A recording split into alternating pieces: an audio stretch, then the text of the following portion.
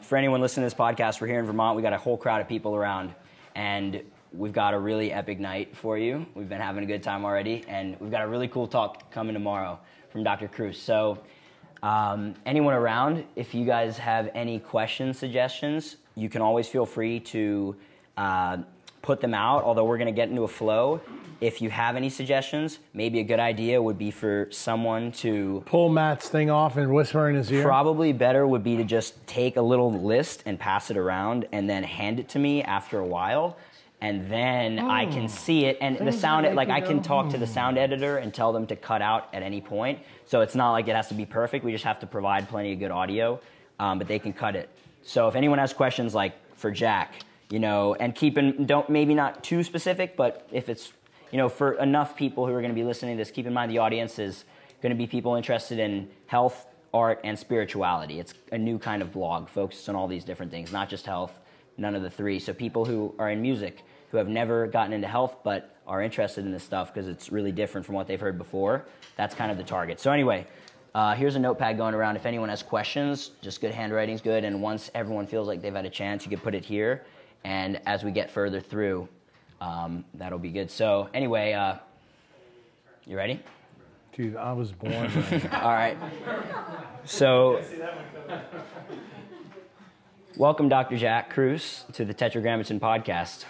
How's everything going? Dude, I'm ready. So do you want to tell us a little bit about what we're doing up here and what you're ready to share this weekend in Vermont?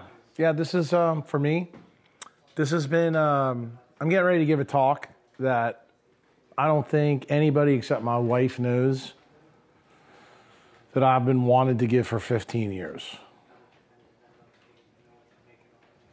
It's probably the biggest key to all the things that I teach people. And I never had the data to back up what I really wanted to say, but I knew that I was right. Because when you make a theory about quantum biology, or you make a theory about anything, and you make predictions, and the predictions come true, you know what that means? That means that maybe you're onto something bigger. And in 2003, I came up with the idea that we had eyes in our skin. And the eyes in our skin was the same as the eyes in our eyes. And last year I was here, and I showed people a side of the eye that they've never seen before. And this year, I'm going to show them a side of the skin that they never knew they had, and they don't realize that the skin is the thing that's led to most of the modern diseases that we have since 1874. Wow. So you mentioned 2003. That was quite a long time ago. Would you mind... You were what, 3 years old? I was 4 years old. All right, there you go. So it was a long time ago. Yeah. So could you explain to someone listening to this where you were in 2003 and what brought you to where you've come now? Yeah, I mean, it's pretty simple. I was a neurosurgeon at the time. I still am, but I was a shift worker. I worked at night. Most people, when they go out and have a good time, they do it at night. They get into trauma, and then I have to fix them and save their life. So the problem is, not only am I trying to help them out, but I'm putting my life at risk. The problem is, back then, I didn't realize it, and it was ruining myself. And then when I started to realize that I was ruining myself, and it was tied to this night-shifted life that I chose, I realized that I had to change it.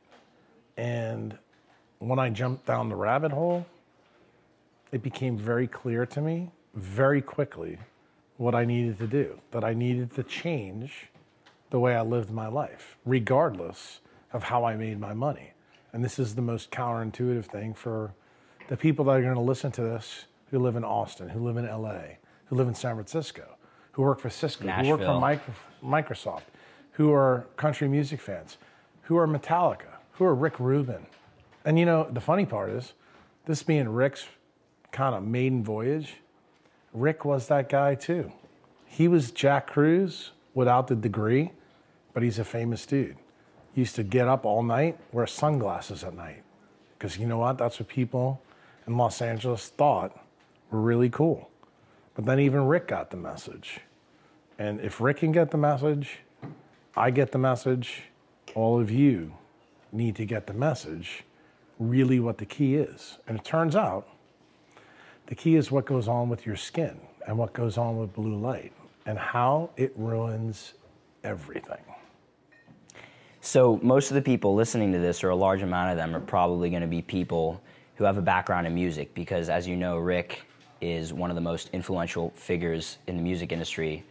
MTV even said he's one of the most influential producers of the last 20 years. So people listening to this are going to have a music background a lot of time. And what you just said is that working at night, staying up late at night, which is one of the things that the music industry does more than probably any other industry besides the hospital business. That's kind of a big statement, you know? That's something. Let's talk about Amy Winehouse. Let's talk about Kurt Cobain. Let's talk about Jimi Hendrix. Let's talk about Michael Jackson. Let's talk about Amy Winehouse. Let's talk about any of them. Let's talk about David Bowie. Let's talk about Big Mama Cass, going way back. Let's talk about John Bonham. Who do you want to talk about in the music business? Because guess what? They all died. We have the lead singer from Soundgarden, dead by his own hand. And the thing is, people don't realize that their lifestyle is what causes this. They don't believe that. Most of them have no clue. There's no way that that could cause the problem.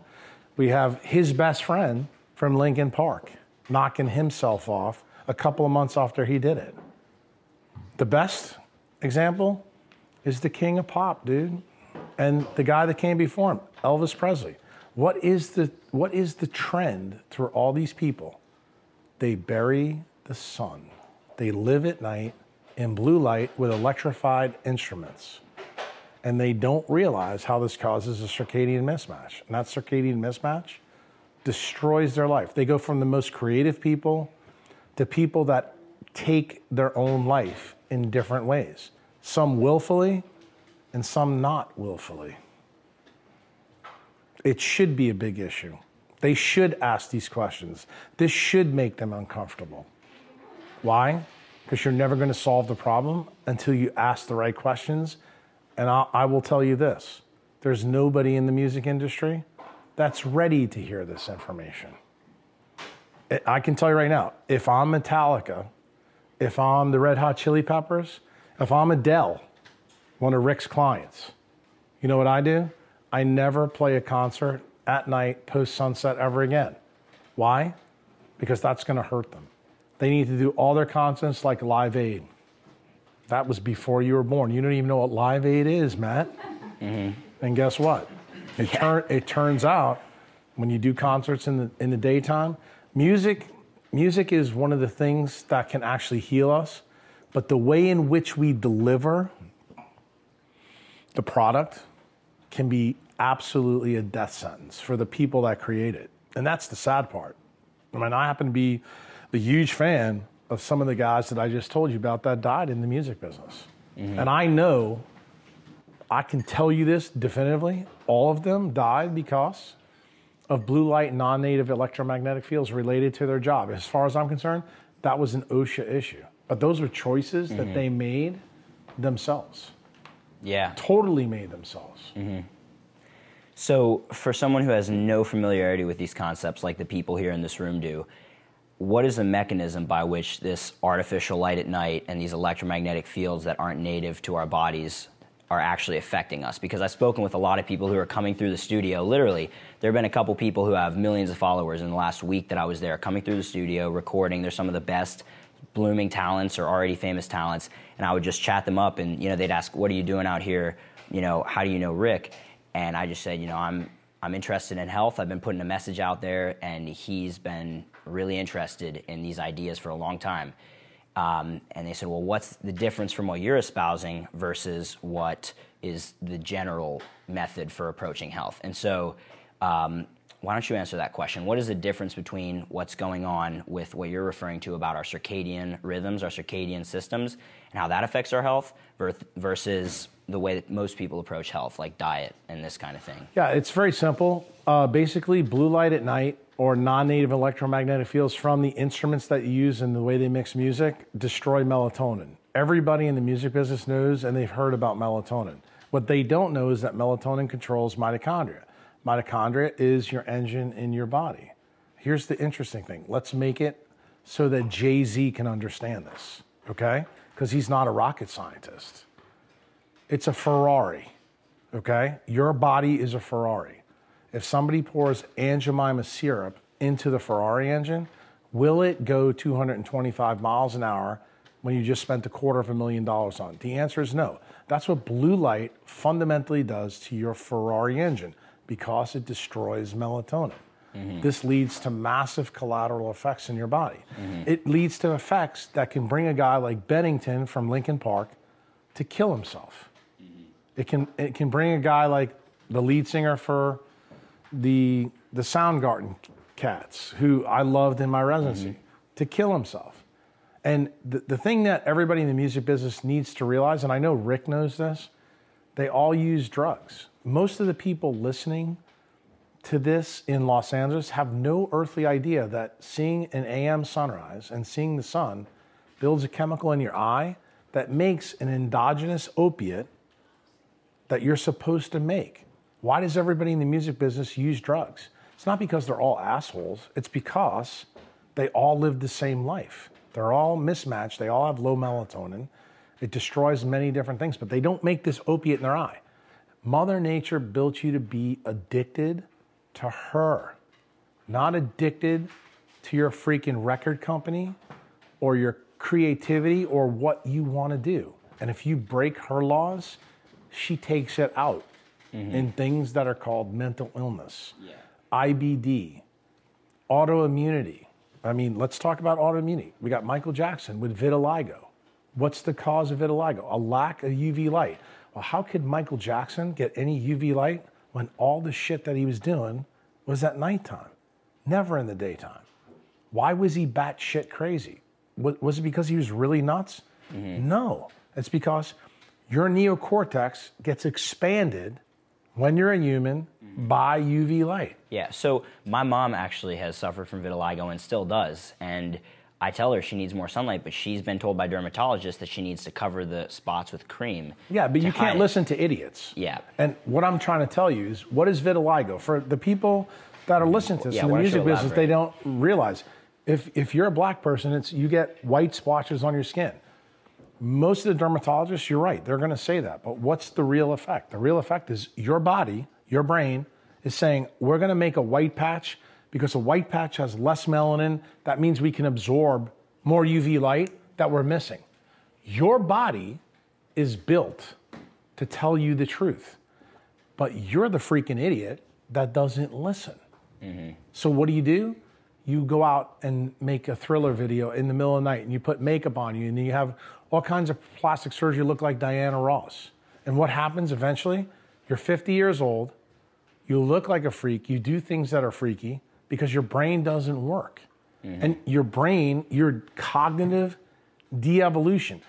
And Rick, I'd like Rick to come on here with me someday and talk about when Michael was on the stage before he died of his heart attack with his famous doctor with the Dipper van. The reason that happened, he couldn't even remember his own words to the songs that made him famous. I mean, just think about that. That would be like me not knowing how to explain to you how blue light destroys melatonin. And that's the key. The key is the people need to realize in that business, how you deliver your information is as important as the creativity that allows you to make it. Yeah. So Rick, first of all, would absolutely love to meet you, and I think one of the reasons he's already met me. Working together is because he has. Well, there you go. He's already met me. There you go. But he needs to be a little bit more in. You know why? He has a duty, in my opinion, as the guy that is the dude, to teach all these guys that are in his industry what he's learned. I know what he's learned. And he's done amazing things with himself. I'm not interested in Rick Rubin anymore. You know who I'm interested in? I'm interested in the lead singer, Cornwell, from Soundgarden, being still alive. Pennington being still alive. Jimi Hendrix being still alive. Kurt Cobain not putting a freaking shotgun in his mouth and doing what he's doing. Somebody explaining why his idiot wife did what she did. Yeah. That's the key. The key is understanding how the pieces fit, because everybody in Los Angeles sees them fall apart and nobody wants to talk about it. So let's go a little deeper into how the pieces fit. For example, let's go back to Jay-Z, because Rick, made the song 99 Problems with him. There's a video on YouTube people could check out. And if he wants Jay-Z to listen to this, he probably could. So you said that he could buy a nice Ferrari, maybe has one, and then driving it with Aunt Jemima syrup, and it obviously won't work. But the question is, how does blue light at night affect, blue light exposure? I'll simplify for anyone listening. Basically, is a part of the lights around us, the phones, the screens. It's a component of those lights that is not naturally present at night. So for anyone listening to this, that's the simple way to put it. But how does that cause the equivalent of Aunt Jemima syrup going into our mitochondria? You've mentioned something called deuterium before, which is kind of like that Aunt Jemima syrup. But how does the blue light lead to this deuterium accumulation in the mitochondria, in the Ferrari, that Aunt Jemima syrup? And then how does that lead to guys like the lead singer from Soundgarden killing themselves? Well, the key thing is you threw a lot in that question, and you made some errors in the question, which you'll hear the answers to tomorrow. But here's the interesting part. Blue light destroys melatonin. What does melatonin come from? It comes from an amino acid called tryptophan. Most of the people in the music industry know about tryptophan because they eat turkey on Thanksgiving and they get tired. Well, here's the interesting thing. Tryptophan also makes another chemical called serotonin that makes you happy. And they heard about that too. So it turns out, what determines if you're going to sleep or be happy? It turns out the way light is programmed in the tryptophan. Tryptophan is kind of like, it's like Rick Rubin. Rick Rubin takes music that sucks and makes it sound pretty good. Well, that's what tryptophan does for sunlight. It can turn it in to sounding really good in summertime and really good in wintertime. And it turns out when you're around electrified instruments, when you're around blue light at night, that information doesn't get buried into that amino acid that makes serotonin or tryptophan. And that, when that happens on both sides, you turn into Pettingfield, because guess what? You get depressed. You don't know why. You got millions of dollars, you have everything everybody wants, but your serotonin cycle is completely shot. And you can't fix the problem, because what fixes the engine in the Ferrari? Turns out it's melatonin.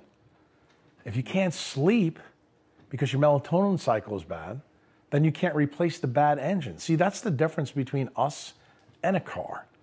We're able to replace our engines, but a Ferrari is not able to do that. So what you need to realize is when you see the sunrise every morning, you need to be like Wesley Snipes in Blade. He was a day walker. If you're in the music business, you need to be a day walker. And what did vampires do that lived at night, just like music people? They sucked other people's blood. And where does the blood get irradiated? In your skin by the light in the morning. Isn't that interesting? Very interesting. Radio silence, huh, Matt? Yeah. So for example, for someone listening to this who is in the music industry or interested in spirituality, for example, they're coming at it from this angle, or even into health, but they're into diet and all this kind of stuff. Let's say they research this a bit more, they understand the mechanisms. What is the first thing that they can do? See a sunrise every day from this point forward. If you don't see the sunrise every day, the rest of your life, you're a fucking moron. Now, what does that do when you actually watch the sunrise? And should you not have contacts on? I know no contacts. Glasses. No glasses. Sunglasses. You need to be outside. Like, for example, in Rick's place, you need to be out in Malibu. And look, here's the cool thing. Rick can teach these people, because Rick does it. But we need this message to get to everybody. You know, people hire Rick. They put Rick as the guru. It needs to stop. He needs to tell people what he did. No more sunglasses. No more contacts. Look, here's the simple thing. I'm going to give you an example here for these people to understand, especially the music people. Let's use Jay-Z and his wife as a perfect example. If I went over to Jay-Z's house and him and I put an orange tree in the backyard, okay, and then Beyonce came out and put a tarp over it. Question is to you, how many oranges would that tree give us? Not many. Probably none at all. Okay, so now I want you to think about, what does Beyonce, Jay-Z, everybody in the music business wear on their solar panel, which is their leaf? Clothes.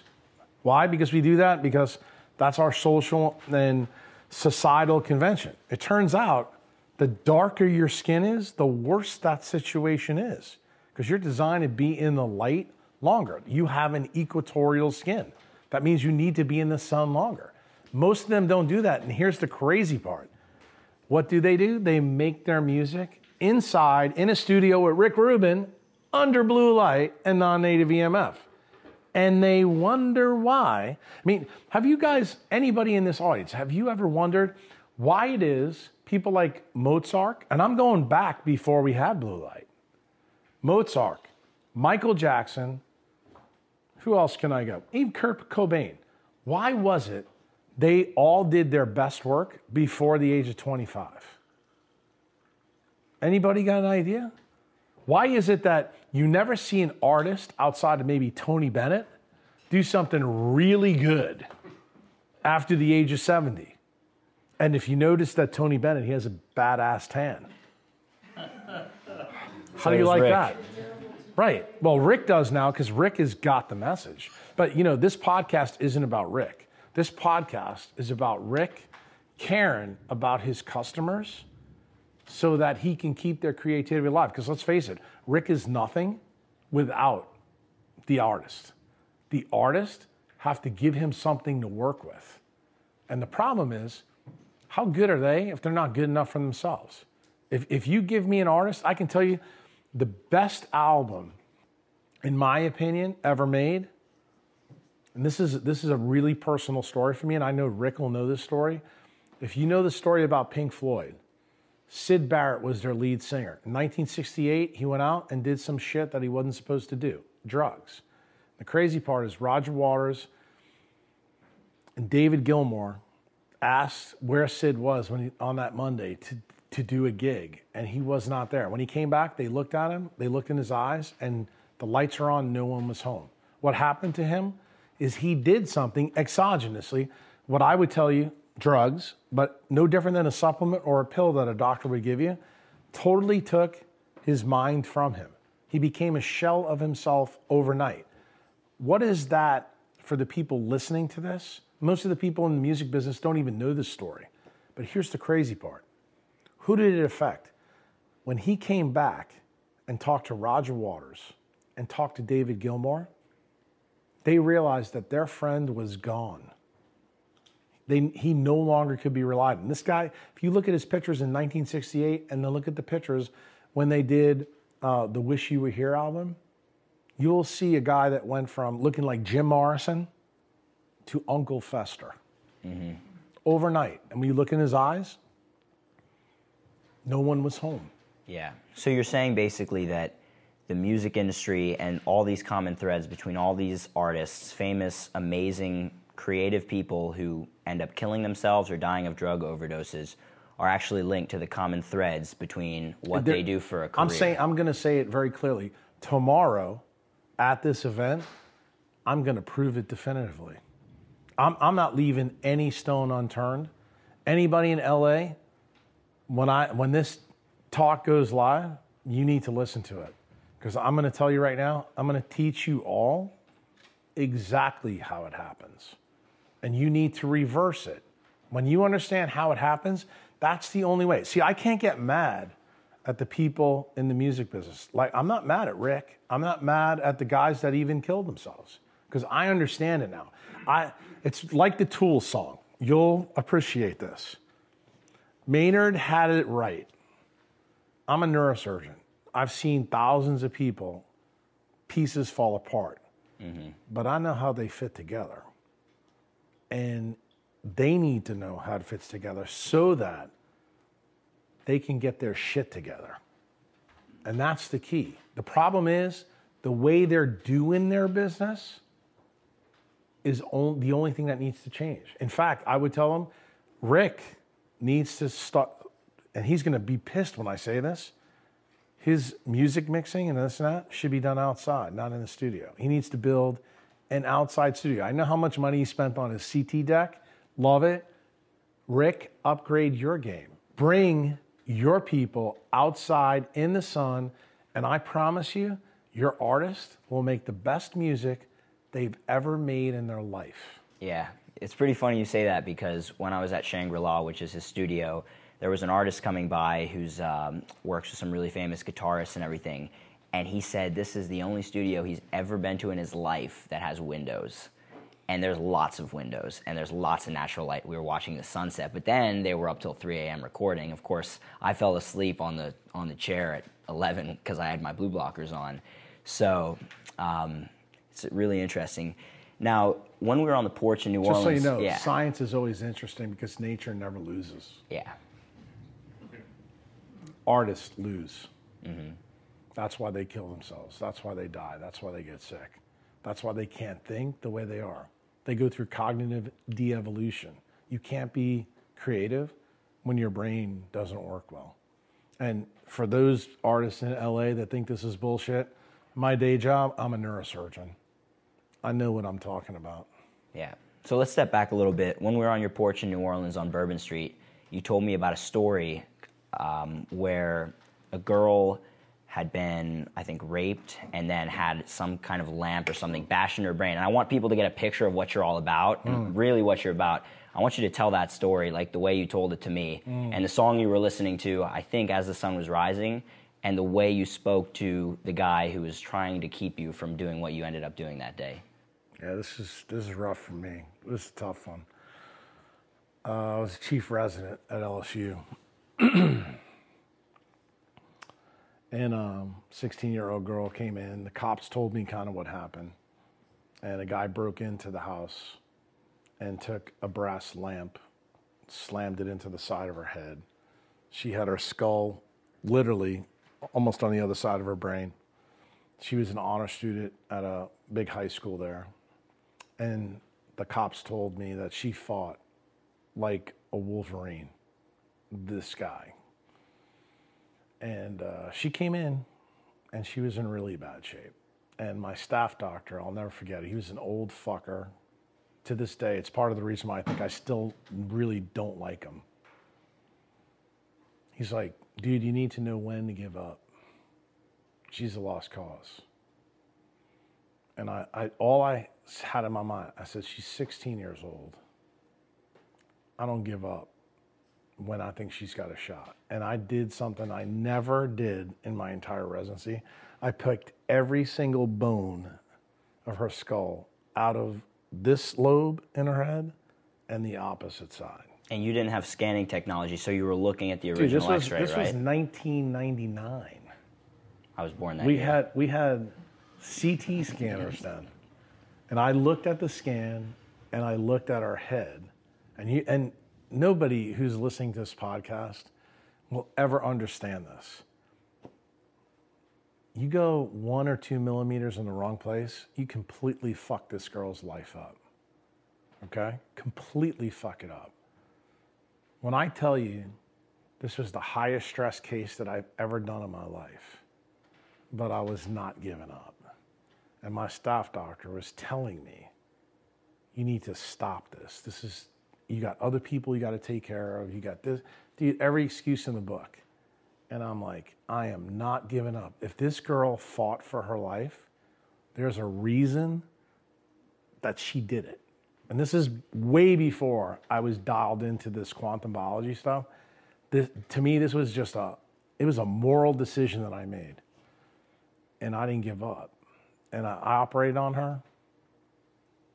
For me, because I'm very fast in surgery, it took me 6 or 7 hours to get her done. And I put a dural graft in her. The best way I can describe it to everybody listening to this, it was like putting a water balloon on her head. She had no bone on the side of her head. Her head was the size of an NBA basketball. And all the nurses were like, are you kidding me? You really did this? I'm like, long story short, she survives. She left me when I was the chief resident. She was hemiplegic. She couldn't talk. We got her extubated. She did pretty well for where she was, and I had no idea how she did long term. Turns out about a year later, at an event that I was at LSU after I was gone, her mom and dad showed up with her, and their daughter had graduated college. She was able to talk, she was able to walk, she was able to do everything that a normal person would do. She had a fucked up looking head, but she needed that cranioplasty done. And she said to me, she goes, I want you to do it. And I said, sweetheart, I'm gone. I'm not in Louisiana anymore. And I would have loved to do it, but out of my entire residency, that's part of the reason why I do what I do now. I will never forget her. I will never forget what was in my head that night. No matter what anybody told me, no fucking quarter. That's what was going through my head. I am not giving up on her because she didn't give up on herself. While that cocksucker was trying to kill her and rape her, she fought like a Wolverine. If somebody's going to fight like a Wolverine, I'm going to fight for them. And today, I still feel the same way. I feel the same way about the people in this room. The people in this room right now, they're a part of my misfits. They do things that other people will not do. The people that you're trying to reach with this podcast, Rick's people, who don't realize that their job is killing them, they need to listen to that story of that 16-year-old. She wasn't willing to go down without a fight. Everybody needs to feel that way about themselves. If you do, then you become a mitochondriac. If not, you're going to live 80 years going around the sun on the third rock away from it, living a life that will lead you to no fulfillment. And if you happen to be Michael Jackson, you get taken out at 50 years old. You may have done great things in the first part of your life, but is that what your life's all about? Do you want to live like a blue star and burn out really fast? You want to be Syd Barrett? Or do you want to do what Roger Waters and David Gilmour did? I mean, think about it. What they did after Syd Barrett, and this is the reason for me, Pink Floyd is a big deal. What they did, they got wisdom from the wounds of one of their best friends. They wrote that album, those four notes in that song about Syd that everybody in this room knows. Everybody in this room knows. Doesn't matter how old you are. You've heard that song. And the thing is, I remember listening to an interview where Gilmour and Waters talked about that riff. And here's the craziest part of the story. I think Rick probably knows the story, but many of the artists, especially in other genres of music, may not know this story. They went in, their best album was Dark Side of the Moon in 1973. That's when they became famous after Syd Barrett. They went into a castle to record with a guy like Rick Rubin, another Rick Rubin at that time. Mm-hmm. And they had no clue what they were going to write about. And you know what? And I hope, none of you guys in this room know this story. This is a really epic story. They were in the studio. They had no idea what the topic of the album was. They had no idea what they're going to write about. And guess what happened? Syd Barrett came to the studio and was fucking around with their guitars, all their stuff. And David Gilmour said to his manager, "Who's that guy fucking around with all our gear?" And the manager turned around and looked at him, had tears in his eyes. He goes, "You don't know who that is?" David Gilmour and Roger Waters didn't even recognize who their lead singer was 5 years earlier. It was Syd Barrett. Completely clueless. Didn't know why he was there. He showed up and he stimulated probably the best Pink Floyd album ever that they did. Most people will say it's The Wall. In my opinion, that album was the best album Pink Floyd ever did. And the reason is because they created something from the wounds that they were afflicted. Those guys didn't drink. They didn't party. They didn't live the nighttime lifestyle. Why did they make a great album? They learned a lesson from Syd Barrett. That's a lesson that I'm trying to teach all these people in the room. I'm trying to teach Rick. I'm trying to teach the people in the music business. And you know what? Most of the people now, they have really short memory spans. They don't realize what's happened in the past. That story about Pink Floyd in the music business should be front and center. Everybody should be talking about it, and nobody is. Nobody even knows about it. I know Rick does, but Rick, in my opinion, he has a duty. He has a duty as the dude to help his people, just like I have a duty. All the people in this room right now, I have a duty to them. He has a duty to help them because he knows better. And when you know better, you do better. And most of those idiots playing music, they may have millions of dollars, Ferraris, broads, chicks, drugs, whatever it is that they want. But dude, you have nothing if you don't have time. Time is something, doesn't care how much money is in your bank account. It doesn't care what you've done. It doesn't care what you've accomplished. Because money is no good when you're dead. Mm-hmm. Ask money how good it is for a guy like Bennington. Ask Michael Jackson right now how good his money is. Mm-hmm. So from what you've learned in all of your history and your studies in quantum biology, what is time really? Because would you say, for example, that the universe external to humans observes time as the planets spin around the sun? Is time elapsing? Like, what is time, you know? I almost wish we had the opportunity to put Pink Floyd on right now and put their song on called Time. Okay? Because I'm going to tell you what time is for me is not what time is for anybody else. We are made in different parts of our body of time crystals. Time is not reality. Time is a creation of our quantum computer in our brain. And it turns out, what are the three key chemicals? Tryptophan, methionine, and DHA. For those of you who don't know, there's three kingdoms of life. Prokaryotes, which are bacteria. Archaea, which are kind of like bacteria, but not really. And then there's eukaryotes, which all complex life that everybody who's in the music business knows. We happen to be archaea too. I mean, eukaryotes. Here's the key thing. Our kingdom came to be 600 million years ago. Guess what? Three things have never changed in those 600 million years. Tryptophan, methionine, and DHA. So guess what? That clock in your eye that I've been teaching everybody in this room about, those are the three thermodynamic givens that have never changed one time. Not once. So guess what that means? When nature does something that is that deliberate, it's your job to figure out why. And it turns out those three gears allow you to recreate time in your brain. And as Einstein said, everything is relative, including time. So that means time can change.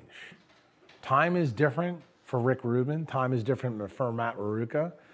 Time is different for Sarah Hodgkin.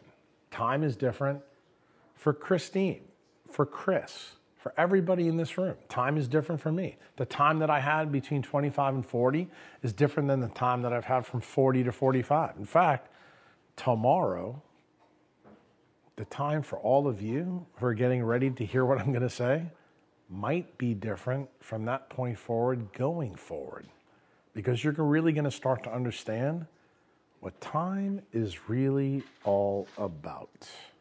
So are you basically saying that the way that we live our lives in some fashion and the way that these chemicals interact in our body actually determines how long we live and our time, and even how we perceive time on a daily basis? That's the best question. How you perceive time. For example, people in the music business are going to listen to this. I can tell you right now, when they're in the zone, when Led Zeppelin is doing Stairway to Heaven, they're in a zone, okay? That time for them collapsed very fast. Like, it happened, and they can't believe it's over. You ask Rick this, some of the best albums you ever worked on, I guarantee you he's going to say, the time was there and it vanished. Then he's going to come to another difficult project, maybe with a difficult artist, and say, it came out good, but it was like pulling teeth. He's going to have the reference where that took a lot of time. But if you physically went back and looked at it, it probably didn't take him any much longer than it usually did, but it was his perception of time because of what he was forced to go through. But that happens the same thing in all of our lives too. When you're in a zone and something's going really well, you almost can't believe how fast the time goes. And then when you're in a really bad situation, it seems like it never ends.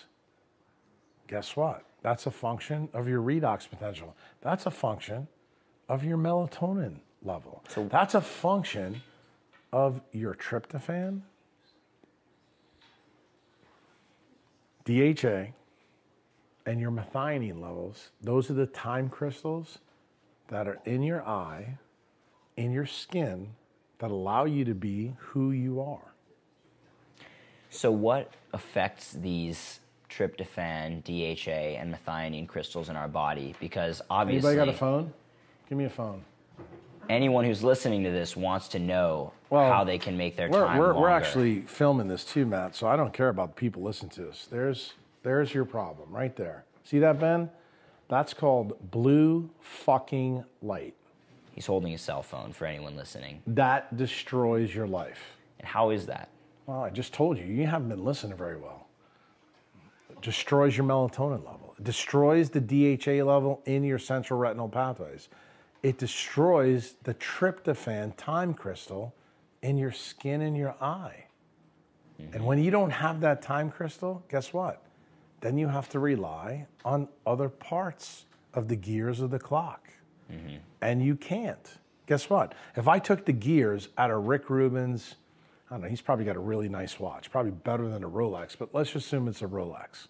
If I took one of the gears out, how good fucking would that watch tell time? Not well. All right. Well, guess what? That's all you need to know. You don't need to know all the signs. All these guys in the music business, they don't need to know that. But if you don't know what time it fundamentally is in your cells, it's kind of like being a Home Depot warehouse where arrivals and deliveries come the same day. That's fucking chaos. When it's designed, on Mondays, arrivals come and deliveries go out Tuesday. That's exactly how your cell works. But it needs a clock inside of it to figure it out. And guess what? When you do your music after sunset, you ruin that over a period of time. And why can you get away with it? Why did Michael Jackson get away with it until he was 25, 26, 27 years old, when he was incredible? Because the way mitochondria and your energy works, I should say your mitochondria work, is you're trading time for money. But guess what happens? This is why you die at 40 and 50 years old. And if you look at Michael Jackson's life, split right in half, the first 25 years and the last 25 years, it's incredible. He was unbelievably productive the first 25 years. But when his heteroplasmy rate went through the roof, what happened? He became crazy, he became psychotic, he became a pedophile, he became autoimmune condition of his face. Why? His body was saying, Michael, we need UV light. Mm-hmm. And what did he do? He started to act inappropriately and do things inappropriately to his body that actually made him worse. How did he die? Let's talk about how he died. Yeah, overdose, he asked a doctor to give him Diprovan, which is a drug that we use in surgery all the time. We call it milk of amnesia because it makes you sleep. Because Michael Jackson could not sleep. And it turns out one of the self-regulatory programs in your mitochondria called autophagy, when it's broken, you can't fucking sleep. And guess what happens when you can't sleep? The Ferrari engine that he came out of his mother's vagina with no longer could be repaired. Mm-hmm. And guess what happened? He needed a doctor to give him drugs to let him sleep to get a little repair. Why did he really die? Most people in the music business, most people I think in the United States will say that it was the dumbass doctor that gave her Diprovan. I'm going to give you that. I think that was a completely stupid fucking thing to do. But here's the crazy thing. I'm going to put this point out to everybody in the music business. I think the real reason he died, his autophagy was so broken Remember, he didn't die of a respiratory arrest. He died of a heart attack. Does anybody in the music business know where the mitochondrial density is greatest in humans? In their heart. What's number 2? Their brain. We already know Michael Jackson acted inappropriately in many ways. That's because the ATPase wasn't spinning fast enough. But what did he ultimately die of?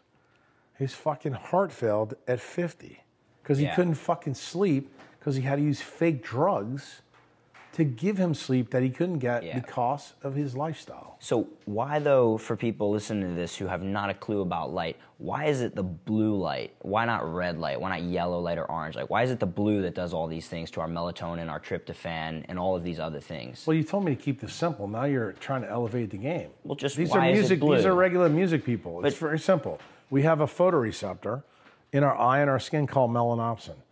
Okay, and melanopsin works with blue light. What's the target range? 435 to 465. Truth be told, you'll find out tomorrow, it's a little bit bigger than you want to know. In fact, since it's that big, the implication in the eye, Raw Optics does a good job with these, but it turns out it's a really big deal for your skin. Why is that, man? What's the biggest organ in your body? Skin. And what does your skin kind of control? Your brain. How does this go back? Skin and brain comes from a tissue called neuroectoderm in an embryo. And it turns out every time you get blue light on your skin, you fuck up this other thing that's tied to this melanopsin. And that thing, and I'm not telling you what that thing is yet, is what destroys your circadian mechanism. Yeah. So let's talk about someone like me who was conceived in a petri dish, in a glass dish in vitro, a test tube baby, as some might say, probably under blue light. Explains a lot of things about you. Oh yeah, under blue light. All right, and then I was born C-section out of a stomach in a hospital. Pretty much under everything you could light. do wrong is wrong. And I lived under fluorescent blue light most of my life. So how does that affect a young baby? Well, I'm going to turn this interview around. Why don't you tell the audience what your life was like before you met me? Yeah, so basically, I'll have a whole nother episode on this. No. But you tell them right now. You asked me the question. Yeah. You know what? You want me to answer the question? You tell them what happened to you when you... Remember, Matt was in his teenage years. This is when most people are healthy. But when you're a test tube baby, born from a mother that's blue light toxic, can you be born with huge gut issues? Can you be born with problems that would affect the way you think? Can it affect your mood? Can it affect how you do and live your life as a teenager, where you know that something is inherently wrong with you, and nobody that you go to as a doctor can tell you what the answer is? Is it possible, Matt? Do you know anybody who's lived that life, Matt? yeah, that Was you, right, dude? So guess what? These fucking guys that are music people, they need to hear your story. They need to hear why you and Rick really hooked up. Because guess what? You're a microcosm for the life that they've chosen to lead, because they're trading cash for time. Yeah, well, it's pretty simple. When I was just a young kid, I was growing up and living life like a normal young kid, but I spent a lot of time on artificial screens and doing that kind of thing. And in general, I remember never sleeping well, but I didn't think much of it. I took a long time to fall asleep always, and didn't sleep too well, didn't have a lot of energy.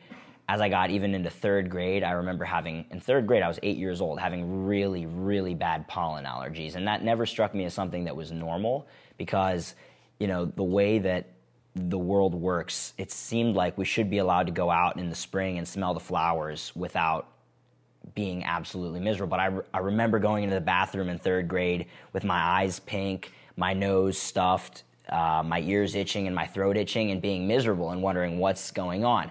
But it just never struck me that it could be something related to the way I was living my life. And then the years went on, 5th grade, 6th grade, middle school. It's cool that 3 of my best friends are actually in the room, and they remember a lot of this stuff. Brian, Will Walker over there. I was in middle school, and I was really pale, really skinny, didn't think much of it, but I had migraine headaches almost every... Tell them where you grew up, dude. I grew up in a suburb outside of Philadelphia called Narberth, PA. That's 40th latitude for those of you who don't know. So tell them what why I mentioned latitude in Philadelphia. Yeah, so there's not a lot of sunlight in Philadelphia, and it's a place where there's a lot of clouds throughout the year. Because we're the same latitude as Spain. Philly sucks. Just spit it out. Yeah, okay? Philly, as far as health, it's tough. Okay? It's a tough place. Right. That's the reason why Philly fans are assholes. Okay? Yeah. I'm glad they won the Super Bowl, but they're assholes. Yeah, all right.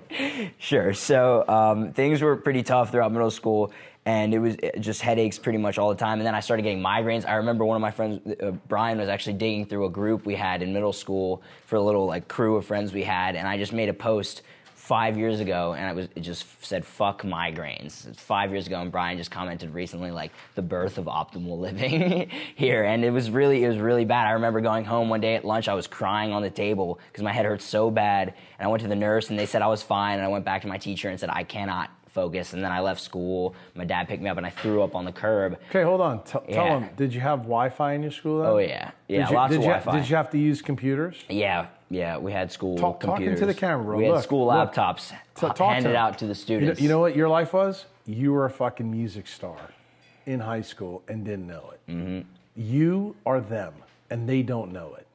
And you know why this story's powerful? Why you need to tell them? They need to hear how it is a kid at 13, 14, 15 years old is an absolute train wreck. Because you know what? That's not it. Why does a guy like Bedingfield, the kid from Soundgarden, Michael Jackson, how do they die at 40 and 50 years old? Yeah. The same way. In fact, it's easier for them. It happened to you when you're a teenager. Mm-hmm. Yeah, there were times when actually things got pretty dark for me. Like I just got actually into this, and this is where it gets really interesting and relates back to you. I was getting in my freshman year of high school, and things were getting unbearable. I started going to a new school in the city, and I was commuting every day on an electric train, which maybe contributed to these issues. And then I was, think? Yeah.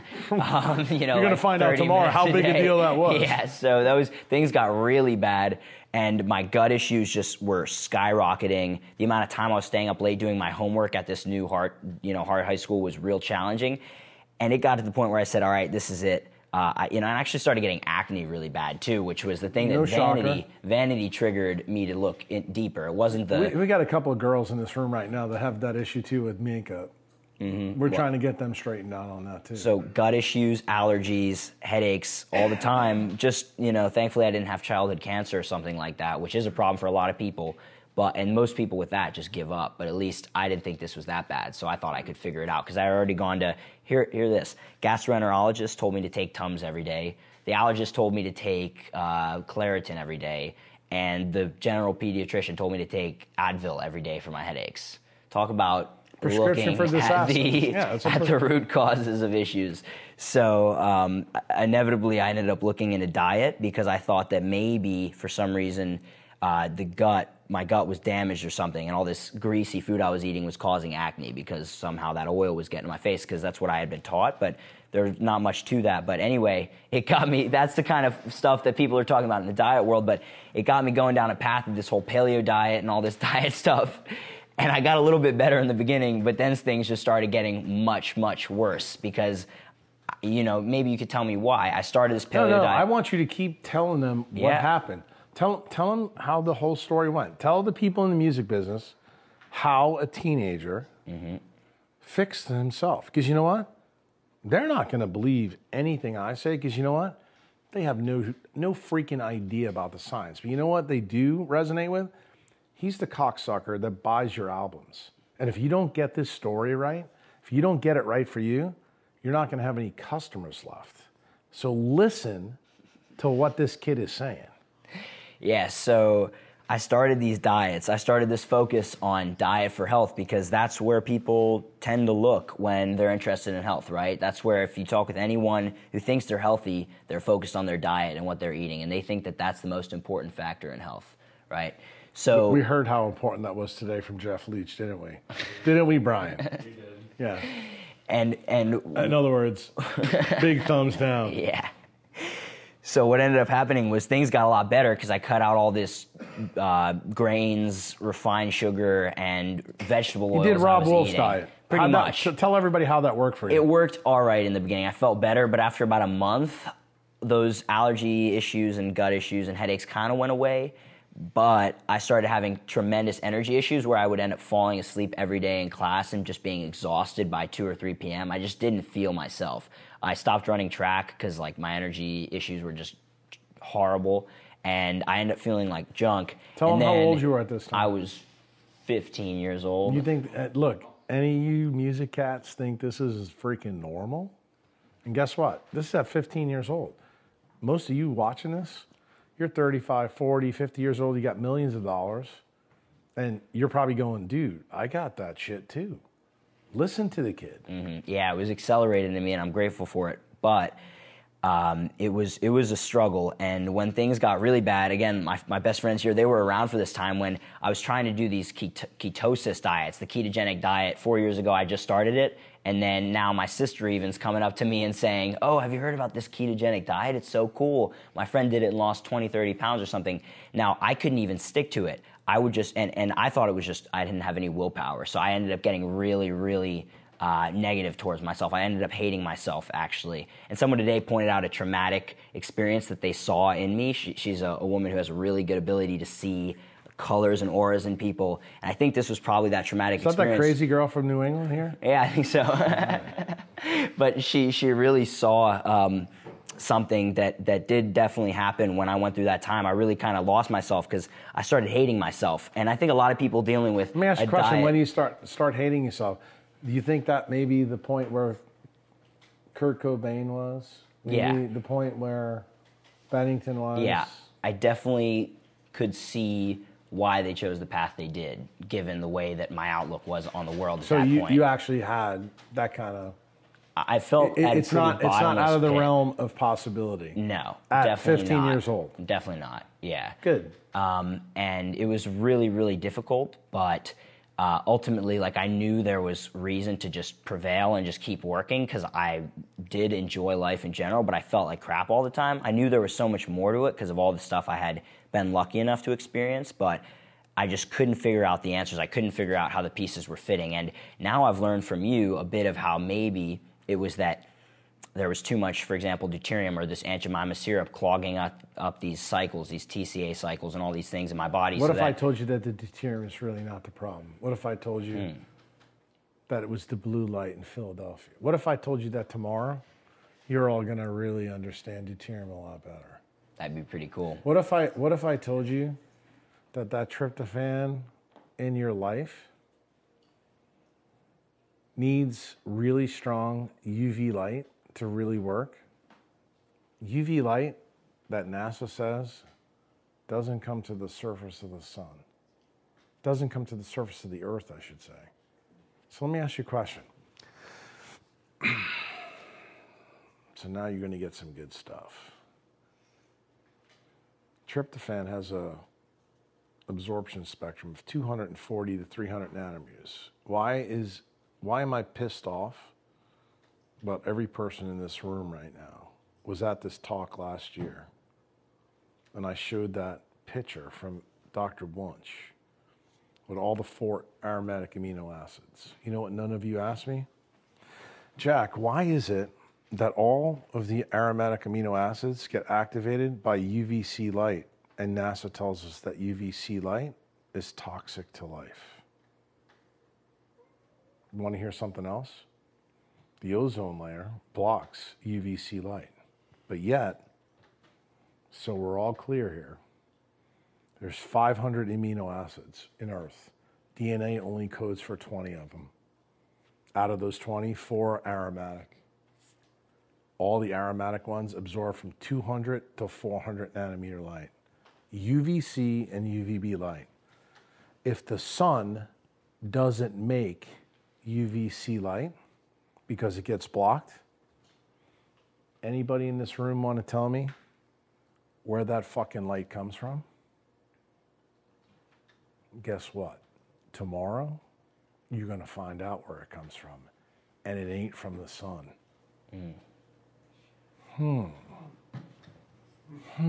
Yeah. Yeah. Guess what? Before you go throwing deuterium under the bus, bro, every single person in this room right now just got told something. You're going to get told this tomorrow. I'm calling all of you out. But guess what? I'm just going to tell this to you right now. 240 nanometer light, look at me when I talk to you, is UVC light. What did Jerry Pollock tell us after infrared light hits water? 600 to 3100 nanometer. Dead red light makes an EZ. Everybody in this room knows this, with exception of these new guys from Connecticut. We're going to get them up to speed. Everybody in the room, what did Pollock say happens to water when it changes? It absorbs best at what frequency? 270 nanometer light, right? Anybody in this room want to take a guess? 270 nanometer light, guys, is UVC light.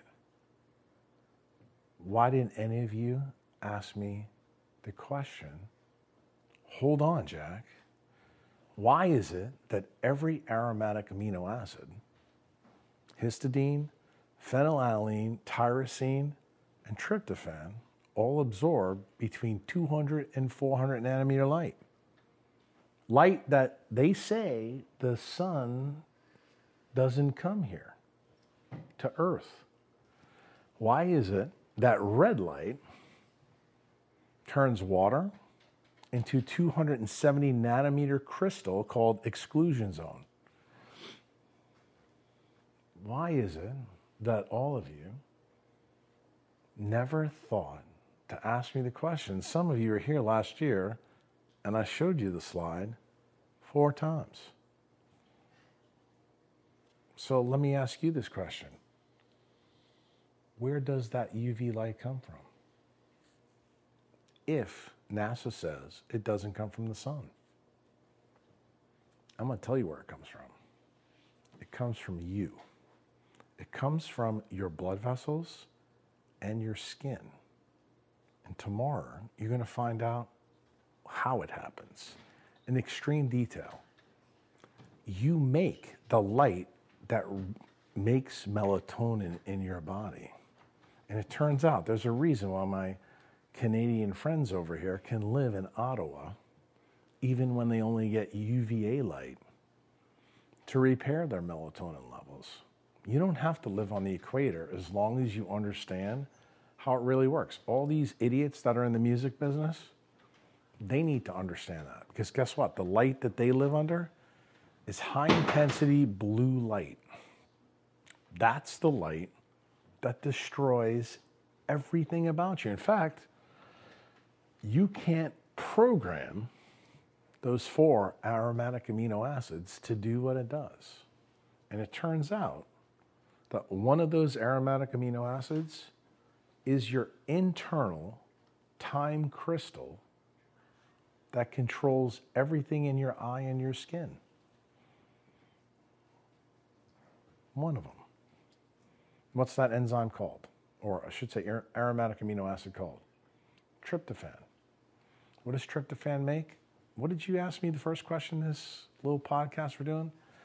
Serotonin and melatonin. Isn't that interesting? What did we just say about blue light and melatonin? Oh, it destroys it. Things that make you go, So you're saying that this whole blue light culture, basically an artificial light at night culture, which... Matt, were you here in 2016 in Vermont? No. You sure? Yeah, I was here last All year. right, who was in Vermont in 2016 for the photosynthesis talk? All right, Nathan. Did I stand on the stage and have Magda Havas, a supposed EMF expert, on the stage, and what the question was raised to me? Jack, what is the worst EMF in the world? And what did I say? Blue light. Blue light. Right? Yeah. She's supposed to be an expert. And I said, nothing comes close to it.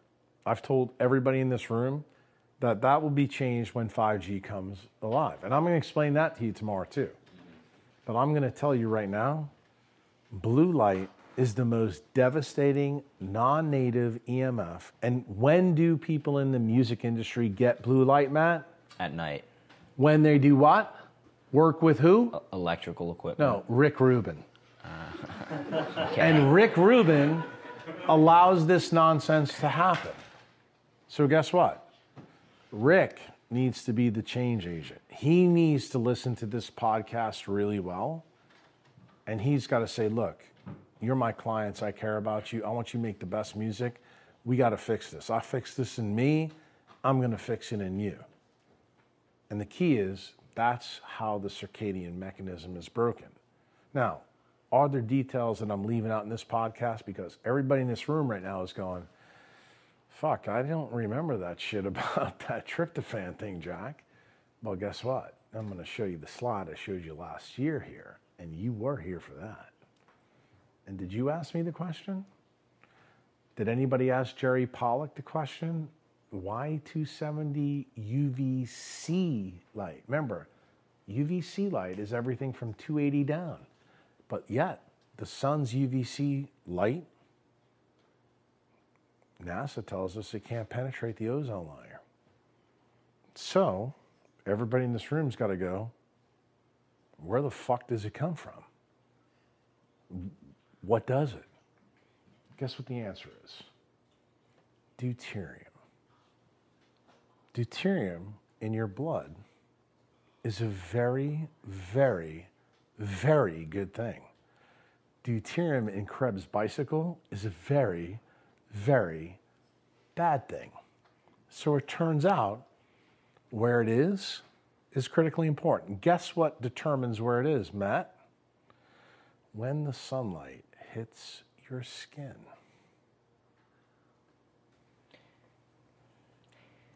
So this is why it would make sense that after all those years struggling with diet, trying to solve my issues, This is why diet. Springtime came around the first year that I had learned about what you're talking about, and I sat in the sun for 3 months and bathed in a freezing river. Talk to the camera now. And all of my issues disappeared. Shocking, huh? Within about 3 months. I got to tell you the story. Spring. We're sitting here talking about this. Nathan's sitting next to me right now. We just heard Jeff Leach give a talk, okay, about the microbiome. And he's talking about the Hasda. And of course, he never mentioned the whole time they live on the fucking equator. But he made the comment, it's kind of shocking. We did these studies and, we're the greatest people doing the microbiome stuff. And when they ate crazy things, it didn't change their microbiome. He said, in fact, the only time it changes with seasons. Nathan, let me ask you a question. What do you know about the equator? Does the sun ever change on the equator? So why didn't the microbiome change? Because the sun doesn't change. When does the microbiome change? Matt, how far are you from the equator in Philadelphia? 40 degrees. What did you tell us a little while before? You were 13, 14, 15 years old and your belly would swell. You had all kinds of gut issues. You were shitting in your underwear. You were doing all kinds of crazy shit, right? It's not exactly accurate, but... But you know what I'm saying. Matt's probably got some girlfriends. They'll be watching this. Matt, did you really shit the pants? Yeah. I got it. It's not true. But you know the issue. Sure. The key is Philadelphia is not where the Hasda live. How many times have you heard me say, as one of my members, you can eat shit on a shingle if you're in sunlight. And guess what? Where are the Hasda? On the equator. And what did they do? Did he not tell you they ate honey? Then the next day they ate meat and fat. Mm-hmm. And their microbiome never changed. Yeah. Why is that? Why are those two incongruent with what the paradigm says? The paradigm of paleo, the paradigm of ketosis. How many people went to Nora's talk today and heard the nonsense, and yes, nonsense, that you need to be ketotic 24/7? Is that true? Does anybody in this room believe that? No. You only need to be ketotic if you are like this Canadian that lives at the 59th latitude. Then, okay, maybe I'm going to buy it then.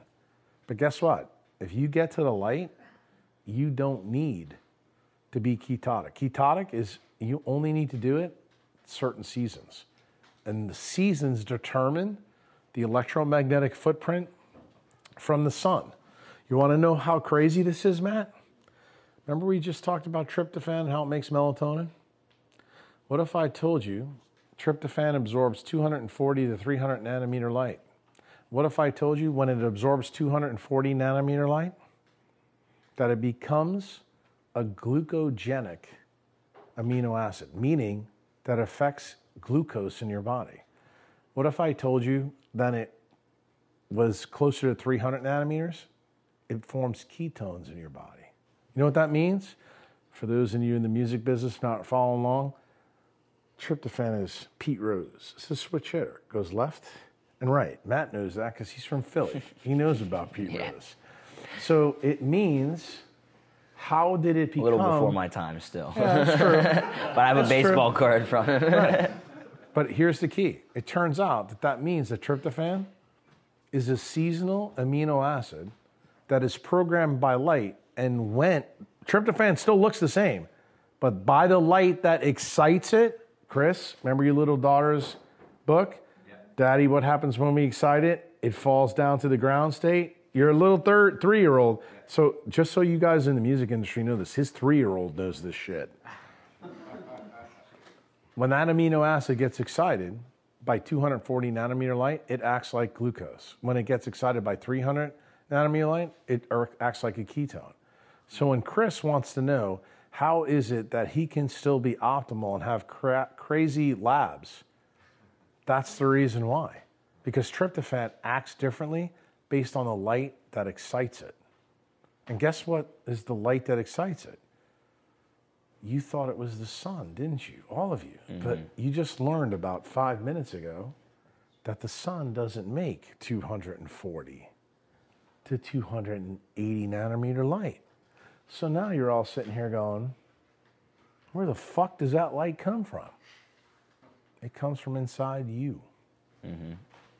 Through a process that you're getting ready to learn. And guess what? Guess what controls that process? The circadian mechanism. Sunrises. Guess what? It turns out that you don't need UVB light to make vitamin D.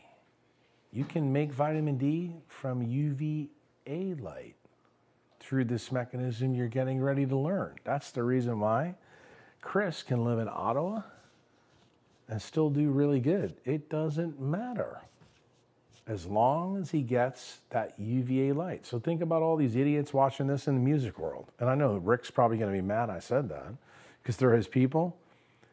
They never see UVA or UVB light because they're in the fucking studio with him wearing sunglasses doing stupid shit all night. Yeah. So guess what? Do you think the mechanism I'm talking about is operational in them? No. The reason why their melatonin levels never can come up, because they do everything wrong that you could do wrong to repair your melatonin cycle, which repairs that Ferrari engine with Aunt Jemima's syrup in it. So that's the real reason Michael Jackson died. So most people who are trying to solve their health issues with diets, right? And they can't even stick to the diet like I couldn't because they end up needing carbohydrates. They can't burn fat like Chris can when he's in a high latitude, for example. Stop for a minute. Just what you said is perfect. What Matt just said is very instructive to everybody in this room because I know they just missed it because nobody said anything. There was no oohs and ahs. Why is it when you were circadian mismatch with blue light that you had to eat carbohydrates? What did I teach you not that long ago from Dr. Boros about photosynthesis, about carbohydrates? Do they have more or less deuterium in them? A lot more. So tell me, why is it that your blood needs to have more deuterium? Might it be something related to the fact that you have to make UV light from deuterium? The answer is yes. So guess what? When you have a problem with melatonin, you actually need to eat more carbohydrates to do the things that you need to do. So guess what? Everybody who's in the music business who's blue light toxic, they like Skittles, they like jelly beans, they like donuts, they like shit they shouldn't be eating. You know why? It's the same story I told you before about vitiligo. Why do black people's skin get white like Michael Jackson's did? His body said, we need to get rid of the melanin to get the UV light. You make UV light from deuterium, and you don't even know it. You just answered your own question. Why is it people that can't make UVC and UVB light need carbohydrates? Because they do, which means the low carb, high fat guys, the paleo guys are absolute fucking morons. That's what it means. Mm-hmm. And you know what? It's no longer arguable. This is not Jack Cruz giving you hyperbole now. This is pedal to the metal truth. Do you know why? Because you have melanopsin in your eye and you have it in your skin. Mm-hmm. So to wrap this up, for all the people in the music business who are clearly killing themselves based on all the science you've laid out about blue light, the nightlife, all the electrical technology, all the shit they're eating, what are the things that they can actually take away from this interview, or where can they look to learn a bit more about how to actually fix these mechanisms, or at least to begin to fix them, and then to learn a little bit more about how to fix them further? I want them to look to Egypt. I want them to look to the Sphinx. I want them to see a statue that's half animal, half human, that has all four extremities grounded to the ground, looking to the east every morning as the sun rises. If they can remember that in their poor cognitive state, they'll do well. They'll do extremely well. You want to learn more? Become a member, become a Patreon on my site. What's your site? JackCruz.com, and the Patreon site is patreon.com/Dr. Jack Cruz. We'll put that in the bio of this episode. So they got to become more like the Sphinx. They got to face the sun in the morning. They got to block the blue light at night with things like blue blockers, and we'll have information on that. Come on, dude. Pump bio. up Rob. I run a company called Raw Optics. Dude. Come on, let's pump it up. We make the world's finest blue blocking glasses. We got them on right now, so you can pick up a pair of these, and they'll protect your melatonin Cover all your from skin the blue light at night. At night. Cover it all. You need to cover it all. So we've got a couple questions from the audience just to throw out in the end. You got to hurry up because I got to piss. Yeah, of course. Well, so for example, why? Let's say for people in the music industry, why is it important? Just two rapid fire questions. Why is it important to get sunlight on your reproductive organs, and also why is seafood really important for health? Seafood. I'll start with the last one. Seafood gives you DHA. DHA is one of the key time crystals in your eye. The other two key time crystals are tryptophan. Why? Tryptophan is made endogenously. Methionine, which is the other time crystal, is made exogenously. You can only make that amino acid when you eat it. Those are the three that you have to have absolutely right, so your clock in your eye works perfectly. That's the first answer. The second question, read it again, because I don't know what. Why is it important for people to get sunlight on their balls? Oh, because that's gonna help. That's gonna actually help their fertility. It's gonna help their hormone panel. It's gonna help them get to optimal. But the real reason, it's gonna keep deuterium in their blood vessels and keep it out of their tissues from their TCA and urea cycle where it doesn't need to be, because that's what kills you. That's the reason why Michael Jackson really killed himself. Yeah. And two more things to wrap this up. So first of all, you talked about this. Why do you recommend that people focus on themselves rather than on changing and trying to convince others as far as their health goes? Simple. If you're not good enough for yourself, you're not good for anybody else. For example, if Kurt Cobain was good enough for himself, he wouldn't have listened to the stupid bitch he was married to. Mm-hmm. Simple as that. And you know what? I have to be that blunt.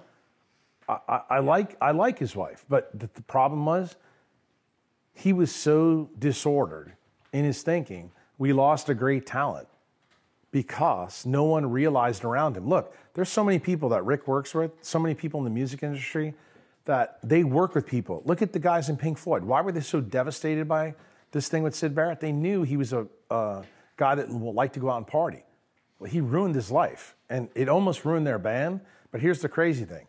They took the wound and they turned it into wisdom. They became the best, or one of the best rock and roll bands of the 1970s. And here's the key. There's a lesson in Pink Floyd for the music industry. Look, think about Prince. Prince just died. He died of using opiates. Here's the crazy thing. This guy was famous for purple. What kind of color shirt am I wearing? Purple. What's the color of UV light, Matt? Ultraviolet. Purple. It's purple. Purple. And he wrote Purple Rain. And you know what? Because he fucking ignored it, he died because of it. Mm-hmm. And so when I first met you... And just remember, black dude, fully covered, living in Minneapolis. Epic fail. So when I first working met you at night, a couple years ago... in blue light all the time. In Mexico, you took my friend and I, Brian, out. He's here right now on Fifth Ave. And I remember I was pretty awestruck because I had been following your work for 2 years and it had really helped me recover. Brian hadn't been following quite as long, so he was just chatting it up. You guys were killing it. But I remember asking you one question that really was important to me to know the answer to, and I think it's important to any listener to understand what you're really about. And I think you remember the question. Do you remember what the question was that I asked you? Dude, come on. Well, you said you remember everything. But, I do. So what's the most important thing to you in the whole world? And what do you seek? Wisdom. Wisdom in nature.